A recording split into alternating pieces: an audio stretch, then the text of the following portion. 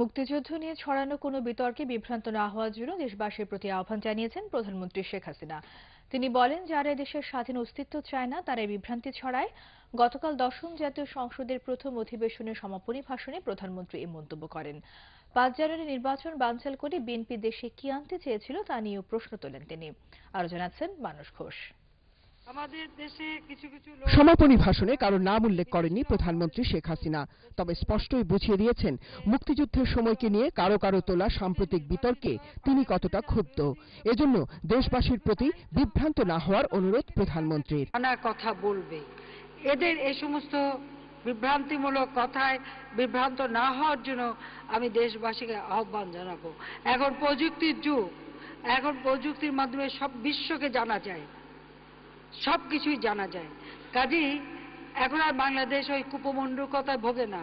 জাতীয় পার্টিকে আইনসম্মত বিরোধী দল হিসেবে উল্লেখ করে সংসদে তাদের ভূমিকার প্রশংসা করেন প্রধানমন্ত্রী। আমাদের দেশে কিছু কিছু লোক আবার আজকাল থেকে বিদেশিরাও আমাদের দেশে একটু বেশি বেশি নাক গলায়, আর আমরাও একটু বিদেশিদের কাছে ধর্ণা দিই।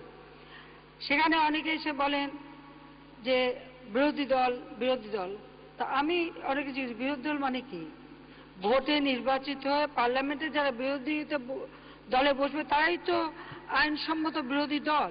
যারা পার্লামেন্টেই নাই তারা শুধু একটা রাজনৈতিক দল।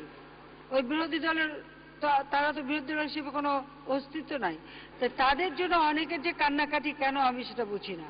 বিএনপি জামাত কেন ৫ জানুয়ারি নির্বাচন বানচাল করতে চেয়েছিল এ নিয়ে প্রশ্ন তোলেন প্রধানমন্ত্রী। বিএনপি এবং জামাত একজোট হয়ে সেই নির্বাচন বানচাল করার নামে যে ধরনের জঘন্য কার্যক্রম তারা করেছিল, তারা আগুন দিয়ে মানুষ পুড়িয়ে হত্যা করেছে, ১৬-১৭ জন পুলিশ হত্যা করেছে, তার মধ্যে কয়েকজন আগুন দিয়ে পুড়িয়েছে। নির্বাচনকে বানচাল করে তারা কি আনতে চেয়েছিল? গণতন্ত্রের ধারাবাহিকতা নষ্ট করতে চেয়েছিল। সফলভাবে জাতীয় নির্বাচন আয়োজনে সহযোগিতার জন্য নির্বাচন কমিশন ও প্রশাসনের সকল স্তরের কর্মকর্তা কর্মচারী, আইন শৃঙ্খলা রক্ষাকারী বাহিনীর সদস্যদের ধন্যবাদ জানান প্রধানমন্ত্রী। মানস ঘোষ, এটিএন বাংলা, ঢাকা।